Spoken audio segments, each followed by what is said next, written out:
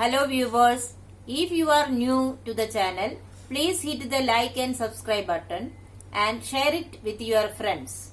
Also, click on the bell icon so that you get the latest information about the videos that are uploaded. Hello students, welcome back to the new video. In today's video, we are going to start the new chapter Fiber to Fabric. It is chapter number 3 in the NCERT book. In today's session, we are going to discuss the topics fibers and fabrics, its general introduction, types of fibers, animal fiber, wool, and the characteristics of wool. So students, let us start with the first topic, fibers and fabrics. Students, have you ever seen small hair-like strands that comes out from a cloth which are torn, or if the stitches are come out? These small hair-like strands that of which the clothes are made up of is known as fiber. So what is fiber? Fibers are very thin hair-like strands. Now, when these fibers are spun or twisted, we get yarn. Spun means if the fibers are rotated in a circular fashion using spinning wheel, or twisted, we get a continuous strand of fibers. This continuous strand of fiber, which is obtained by spinning or twisting the fiber, is known as yarn. So what is yarn? The continuous strands of fiber that is obtained by spinning or twisting the fiber is known as yarn. Now, when the yarns are twisted together, it forms threads. When yarns are twisted together, they form threads. And these yarns can be woven or knitted to make the fabric. So we should know what is weaving or what is knitting. Weaving is a method of making the fabric by interlacing two or more fibers with the help of certain instruments or a frame or an instrument like a loom. But knitting is done with the help of only single thread. It is done with the help of two needles. And the knitted fabric is always stretchable. You must have seen your mother or grandmother making or knitting the sweaters. Have you seen? Okay. Now, this type of woven or knitted piece of cloth is known as fabric. Now, when this fabric or the piece of cloth are stitched with the help of thread to make or to suit our need, then it forms the clothes. So, when do we get clothes from fabric? When the fabrics are stitched together with the help of thread to suit our need, just like shirt, skirt, blouse, etc., then it forms clothes. So the next topic that we are going to study is types of fibers. Fibers can be either natural or synthetic. Natural fiber means the fiber which is obtained from the natural things like plants and animals. In class 6, you have learned about the natural fiber that is obtained from plants, that just like cotton, jute, etc., which are obtained from the plants are called plant fiber, which is coming under the heading natural fiber. Now, if the fiber source is an animal, then we call it as animal fiber. So, animal fibers are also natural fibers, and examples silk and wool. Wool and silk are obtained from the animals, so we call it as animal fiber.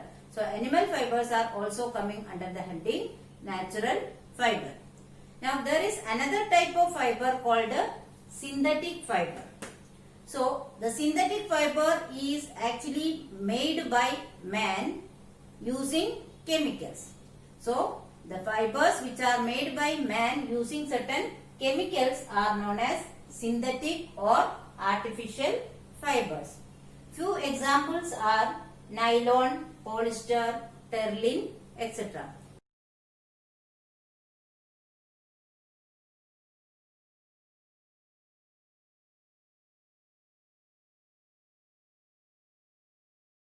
Students, in class 6, you have already learned about the plant fibers, their properties and uses. This year, we are going to study about the animal fiber, wool and silk. So, first of all, we will study about the animal fiber, wool. So, wool is a natural fiber obtained from animals. And where do we get the wool from an animal? Actually, certain animals have a very thick layer of hair-like structure that is called as fleece. So, we get wool from the fleece on the body of animals. So, where do we get wool from? From the fleece of animals. Now, have you ever thought why do these animals have this thick coat of woolen fleece in their body? Usually the wool is obtained from the animals which are living in the very cold regions. So this woolen fleece help them to protect themselves from the cold in winter season. How is it possible? See children, in the chapter 4 heat lesson you have already learned that air is a insulator. Air does not allow the heat to pass through, or it is not conducting the heat. So here also that property is useful. In between the hair, that is the fleece of the animals, lots of air is trapped. This trapped air does not allow the body heat of the animal to escape into the surrounding.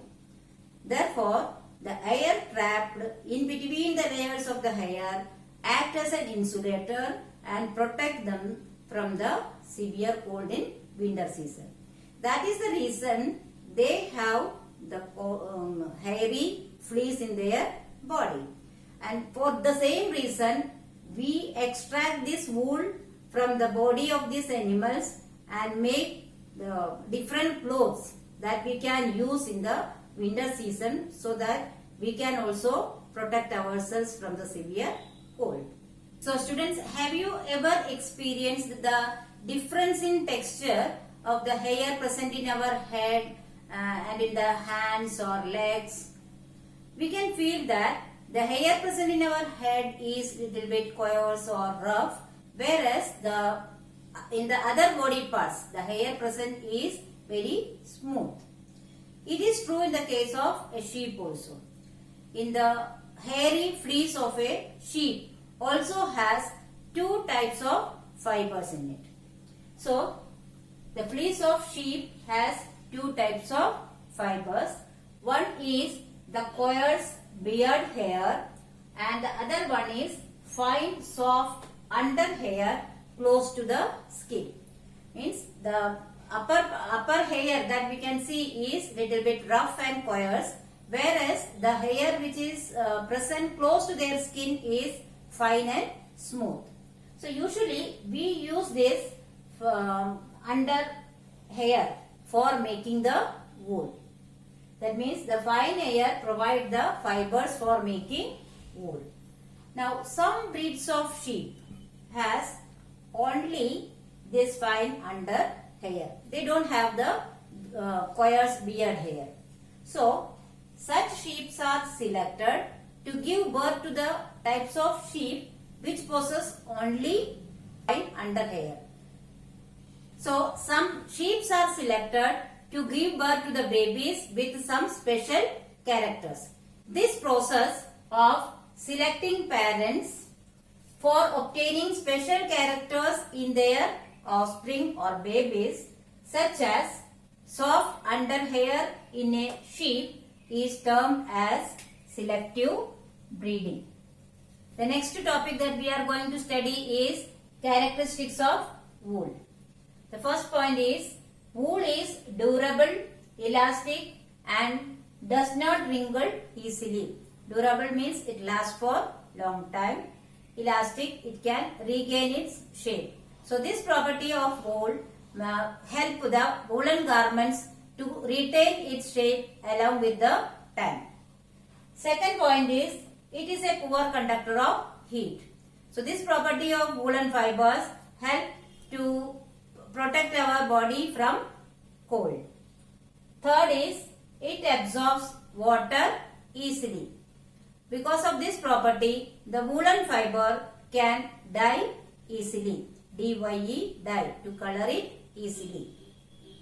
So students, in the next video, we will study about the wool giving animals, their rearing and the wool production. I hope you have understood all the topics discussed here today. But still, if you have any doubt, you can write in the comment section. I will surely try to solve it as soon as possible. Here are some review questions. Please solve it in your notebook. Thank you.